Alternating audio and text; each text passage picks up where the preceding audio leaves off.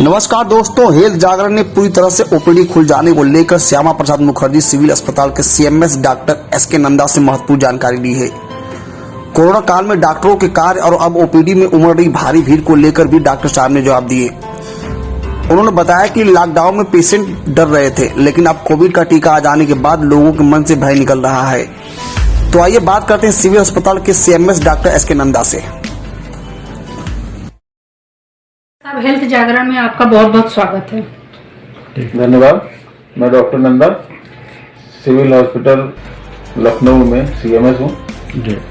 Doctor साहब, जब Covid काल में जो भी यहाँ पर मरीज आते थे या नहीं आते थे, उनके मन में कोविड को लेकर बहुत तरह के भय थे, तो क्या वो अब भय खत्म हो गए हैं? कोविड काल में जो पेशेंट आते थे वो ये बात तो सही है कि भय था मन में। पेशेंट आते थे तो काफी डरे सहमे भी रहते थे, लेकिन हम लोग उनको समझाते थे कि 2-3 चीजों का ध्यान रखें तो आपको डरना नहीं पड़ेगा। एक तो ये कि दूरी बना के रखें, दूसरी मास्क लगा के रखें, तीसरी सैनिटाइजर का यूज करते रहें और एक दूसरे के बहुत करीब में ना करें। तो ये सब चीजें अगर बचाए रहेंगे, अपने घर में रहें, ज्यादातर घर में ना, घर से बाहर ना निकलें, जरूरत हो तभी निकलें। ये तो उस समय का वातावरण था जब कोविड स्टार्ट हुआ था। उसके बाद धीरे धीरे जैसे जैसे समय निकलता गया, लॉकडाउन खत्म हुआ। लॉकडाउन के बाद में पेशेंट्स ने धीरे धीरे आना शुरू किया। जो आते रहे तो उनकी संख्या, हाँ ये सही है कि कम थी। डॉक्टर साहब, अब जैसे ओपीडी बहाल हो गई है, तो क्या अब पेशेंट की संख्या बढ़ गई है? अब ओपीडी बहाल तो हमारे यहाँ हो गई थी अप्रैल मई से बहाल हो गई थी हमारे यहाँ। मई से हम लोगों के यहाँ सारे डॉक्टर आके ओपीडी में बैठ रहे थे और ऑपरेशन भी हो रहे थे, सारे काम हो रहे थे, लेकिन सारी जांचें कराने के बाद और सारे प्रिकॉशंस को ध्यान में रखते हुए जो सरकार अब जो है, अब संख्या जो है वो बढ़ी जरूर है।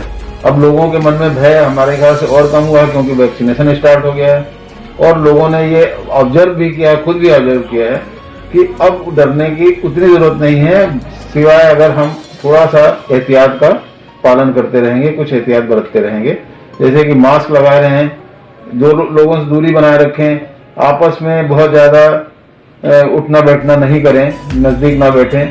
तो ये सब चीजें, सैनिटाइजर वगैरह का यूज करते रहें, ये सब चीजें अगर करते रहेंगे तो प्रॉब्लम नहीं होगी। लोगों ने खुद भी ऑब्जर्व किया, तो उस वजह से अब भीड़ बढ़ी है, मतलब संख्या काफी बढ़ गई है हमारे पेशेंट्स की। हमारे ख्याल से कई गुना, 3-4 गुने बढ़ गई होगी। ये बताइए डॉक्टर साहब, जो सरकारी योजनाओं का लाभ होता है वो यहाँ पर गरीब तबके के जो पेशेंट आते हैं उनको पूरी तरह से मिल रहा है?